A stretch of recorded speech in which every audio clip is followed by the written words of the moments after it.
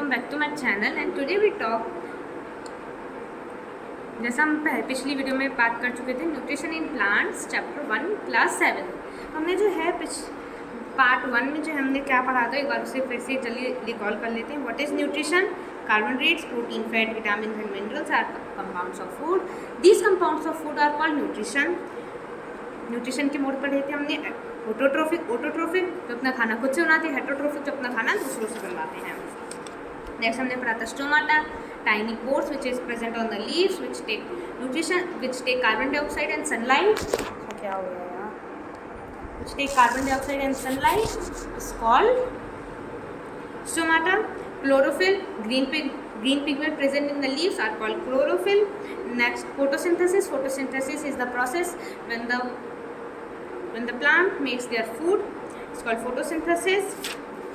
Next हमने पढ़ा था हेटरोट्रोफिक मोड मतलब वो हेटरोट्रोफिक मोड ऑफ प्लांट्स, मतलब एक ऐसा मोड जिसमें जो प्लांट्स दूसरे प्लांट से खाना ले रहे हैं, वो कैसे, जो जिस प्लांट के ऊपर वो चढ़ता है उसे होस्ट कहते हैं, जो प्लांट चढ़ता है उसे पैरासाइट कहते हैं।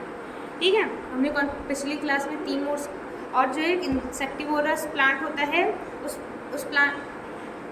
वो प्लांट क्या करता है, इंसेक्ट्स खाता है और उसे जो है बिल्कुल डाइजेस्ट कर लेता है, तो उसी के कहते हैं इंसेक्टिवोरस प्लांट। हमने लास्ट क्लास में तीन टाइप्स के वो पढ़ लिए थे।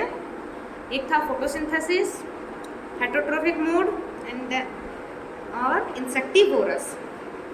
ठीक है, तो हमने जल्दी से अपना फास्ट रिकॉल कर लिया, हमने जो कि अपनी प्रीवियस वीडियो में पढ़ा था। नेक्स्ट, सेप्रोट्रोप्स, ये भी एक तरीका है उसका। ठीक है, you might have seen packets of mushroom sold in the vegetables market. ठीक है, आपने देखा होगा पैकेट में मशरूम रखे होते हैं, जो कि किसी भी मार्केट में मिल जाएंगे, कहीं पे भी आपको रखे मिल जाएंगे ठेले में। ठीक है, ज़्यादातर ठेले में। ठीक है, you may have also seen fluffy umbrella like patches growing in moist soil of the rotting wood during the rainy season. Let us find out what types of nutrition you have. Okay, तो आप इसे जो है हम लोग सीधी भाषा में कहते हैं fungi. What you say? Fungi, fungi. मतलब आपने देखा होगा कि कोई खाना अगर बारिश के मौसम में बाहर रखा है तो उसके ऊपर कुछ वाइट से पैचेस आ जाते हैं, रुई सा, है ना, कुछ रुई सी आ जाती है। कभी कभी जो आलू के ऊपर कुछ उगने सा लगता है। ठीक है, तो उसी को जो है हम लोग कहते हैं फंगी। ठीक है, तो यहाँ पे एक एक्टिविटी दी है, activity 1.2, take a piece of bread and moisture it with water. अब एक आपको ब्रेड का पीस लेना है, उसे जो है मॉइस्चराइज कर लेना है with the help of water. Leave it moist warm place for 2-3 days for until fluffy patches appear on them. What is the color of these patches? अब आपको जो है उसको किसी भी जगह पे छोड़ देना है जहाँ पे नमी सी हो। सबसे अच्छा ये वक्त रहेगा बारिश के मौसम में। ठीक है, उसे 2-3 दिन के लिए छोड़ दो। उसके बाद आपको कुछ, जब तक उसे कुछ फ्लफी से पैचेस नहीं दिखने लगते, ठीक है, कुछ रुई सा उसके ऊपर नहीं दिखने लगता, ठीक है, तब तक उसे ऑब्जर्व करो। Observe the patches under a microscope और अ मैग्नीफाइंग ग्लास। अब उन जो पैचेस हैं उनको एक माइक्रोस्कोप की हेल्प से जो है देखने की कोशिश करो। ठीक है, तो आपको क्या दिखेगा, वो अपना जो ऑब्जर्वेशन है किसी माइक्रोस्कोप या मैग्नीफाइंग ग्लास से करो, और जो भी आपने देखा उसको जो है नोटबुक में लिख लो। आपको क्या दिखेगा, cotton like thread spread piece of bread. वो कुछ कॉटन सा दिखेगा, मैंने जैसे बताया था, कॉटन लाइक कुछ दिखेगा जो कि ब्रेड के ऊपर पूरी तरह से फैल चुका होगा। यहाँ पे आप देख सकते हो, आपको कुछ माइक्रोस्कोप से कुछ ऐसा दिखेगा। These organism are called fungi. ठीक है, they have a different mode of nutrition, they absorb the nutrition from the bread. अब इनका अलग ही प्रकार का होता है न्यूट्रिशन लेने का तरीका, मतलब ये बिल्कुल ही अलग है। ये क्या करते हैं, कोई खाने की चीज़ है बाहर रखी है, वो उनके ऊपर लग जाते हैं, फिर उनसे उनका खाना लेते हैं। मतलब ये भी एक तरह से दूसरों के ऊपर डिपेंड है, इनको भी ये भी एक तरह से हेटरोट्रोफिक मोड में है। ये भी क्या करते हैं, जैसे वो ब्रेड है, वो ब्रेड से अपना न्यूट्रिशन लेंगे। This mode of nutrition in which organism take nutrition from dead and decaying matter is called saprotrophic nutrition, ये जो एक मोड होता है जिसमें जो है प्लांट्स अपना खाना किसी भी ऐसे उससे लेती हैं जो कि डेड हो या डिकेइंग मैटर या डिकम्पोज हो रहा हो, उससे जो अपना खाना लेती है उस मोड को कहते हैं saprotrophic mode of nutrition. Saprotrophic nutrition, saprotrophic mode, saprotrophic nutrition. Such organism with saprotrophic mode of nutrition are called saprotrophs. अब जो सेप्रोट्रोफिक न्यूट्रिशन की वो जो करता है, उसको यूज़ करता है, उसे जो हम लोग कहते हैं सेप्रोट्रोप्स। ठीक है, फंगी जो है सिर्फ ब्रेड पे नहीं, जबकि ब्रेड पे ही वो होगी, आपको बस और किसी चीज़ों के लिए नहीं, वो अचार पे भी हो सकती है, लेदर के जो कपड़े होते हैं उनके ऊपर भी जो है वो हो सकती है। और ये सबसे ज़्यादा कब होती है? हॉट ह्यूमिड वेदर, मतलब थोड़ी नमी सी चिपचिपे से वेदर में। ठीक है, गर्म से मतलब गर्म है वेदर, उसमें जो है आपको वो दिख सकती है। Next, sir some organism live together and share both shelter and nutrition. This relationship is called symbiosis. ठीक है, अब कुछ ऑर्गेनिज्म होते हैं जो कि हैं हमेशा साथ में रहते हैं, अपना खाना पीना सब एक दूसरे को शेयर करते रहते हैं। ये लोग, मैं तुम्हें शेल्टर दे रहा हूँ, तुम मेरे को खाना दे दो। इस रिलेशनशिप को जो कहते हैं हम सिम्बायोसिस कहते हैं। बड़ा अच्छा रिश्ता होता है, मतलब तुम मुझे खाना दो, मैं तुम्हें शेल्टर दूंगा, बड़ा अच्छा रिश्ता होता है, प्यारा सा। For example, certain fungi inside the roots of plants. The plant provide nutrition to the fungus and in return the fungus provide water and certain nutrition. अब अपनी फंगी को ही लेगा, अभी हम लोग पहले ही पढ़ के आ चुके हैं ना फंगी के बारे में, तो अपनी फंगी का एग्जांपल हम ले लेते हैं। कुछ फंगी जो है प्लांट की रूट में जो है उगनी शुरू हो जाती है। ओके, अब वो उगनी शुरू हो गई तो वो क्या करती हैं, वो दोनों जो हैं बोल देते हैं कि देखो मैं तुम्हें न्यूट्रिशन दे दूंगा तुम्हें बढ़ने के लिए, लेकिन तुम्हें बदले में कुछ देना होगा। तो फंगी कहती है हाँ ठीक है, मैं तुम्हें वाटर और कुछ और न्यूट्रिशन दे देती हूँ तुम्हें, और तुम मेरे को बदले में अपने वाले न्यूट्रिशन दे दो। तो ऐसे जो लोग हैं करते रहते हैं। एक ऑर्गेनिज्म होता है जिसे कहते हैं lichens, a chlorophyll containing partner which is alga and is fungus live together. ठीक है, तो वो लोग जो होते हैं पार्टनर होते हैं, एल्गा और फंगस जो है साथ में रहते हैं।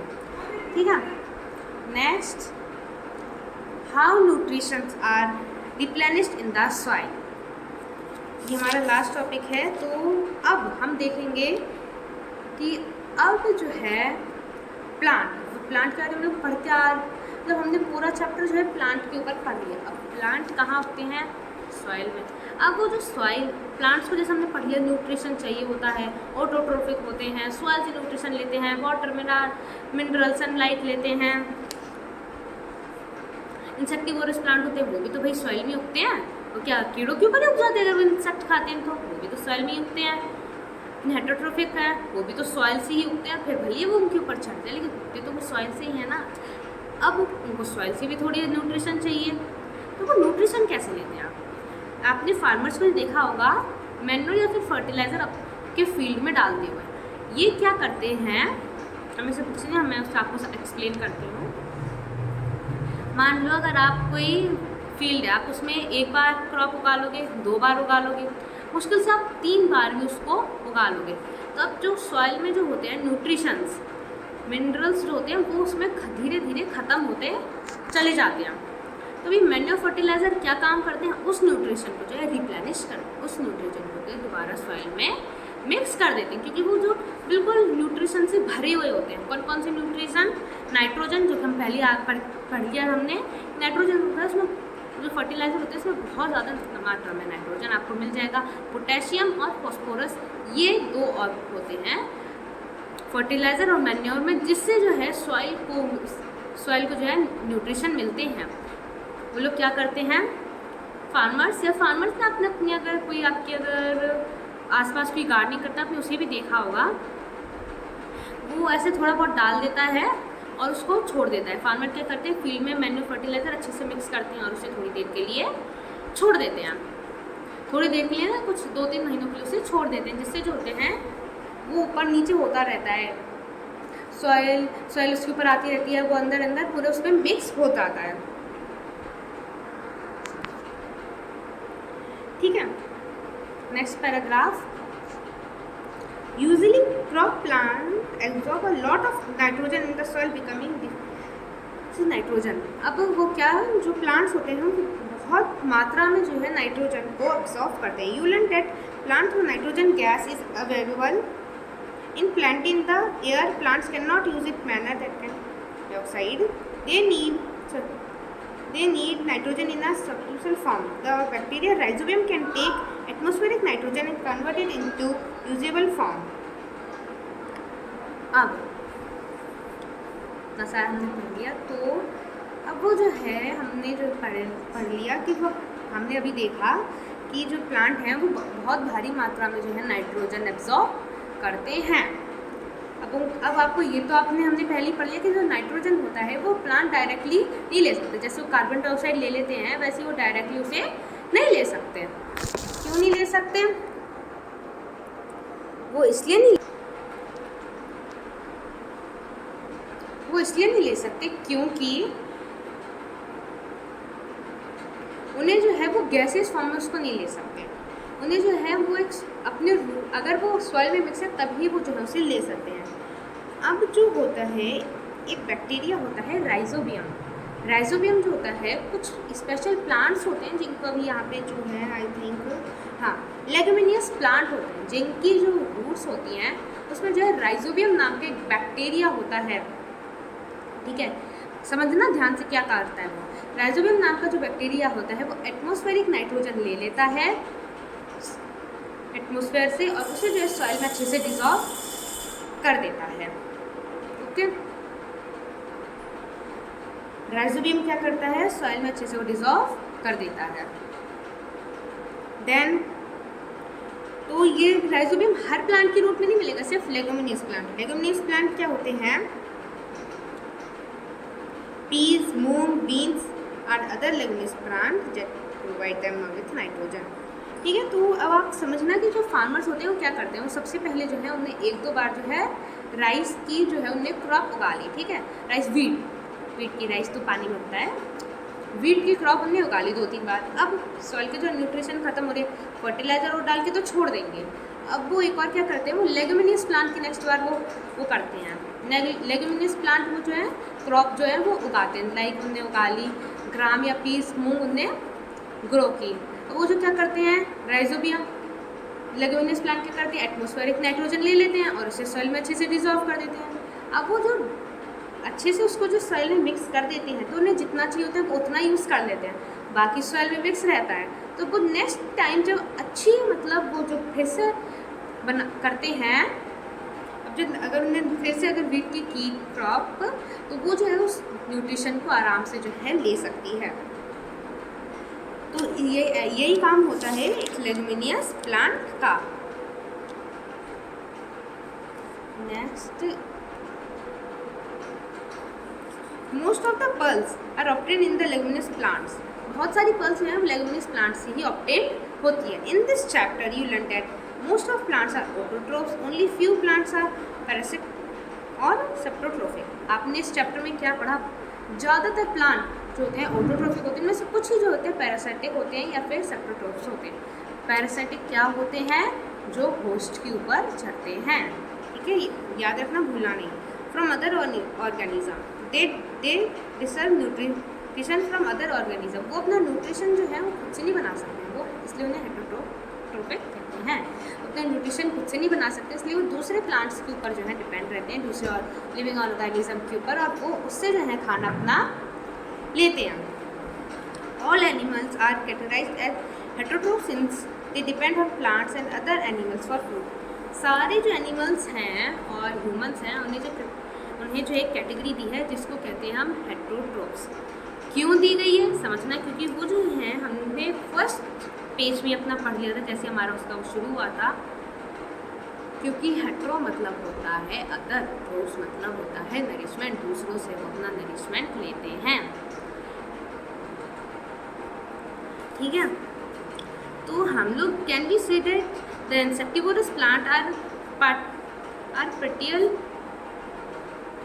हेटेरोट्रोफ्स। क्या हम कह सकते हैं कि जो इंसेक्टिवोरस प्लांट होता है वो हेटेरोट्रोफ्स होता है? बिल्कुल कह सकते हैं। क्यों? क्योंकि वो भी तो अपना खाना इंसेक्ट से ले रहा है ना, समझना। हेट्रोट्रोफ्स मतलब ये नहीं कि प्लांट से लें, हेट्रोट्रोफ्स मतलब वो किसी और लिविंग ऑर्गेनिज्म से लें। इंसेक्टिवोरस प्लांट से नहीं ले रहा है, लेकिन वो इंसेक्ट से ले रहा है। इंसेक्ट जो एक लिविंग ऑर्गेनिज्म है, इसलिए हम लोग जो है इंसेक्टिवोरस प्लांट को हेट्रोट्रोफ्स बोल सकते हैं। तो हमारा जो चैप्टर है वो यहीं पे ख़त्म हो गया है, और मैं मिलती हूँ आपसे अपने नेक्स्ट चैप्टर में। तब तक हमारा जो है यहीं पे चैप्टर ख़त्म हो गया। मैं मिलती हूँ आपसे अपने नेक्स्ट चैप्टर में। तब तक के लिए बाय।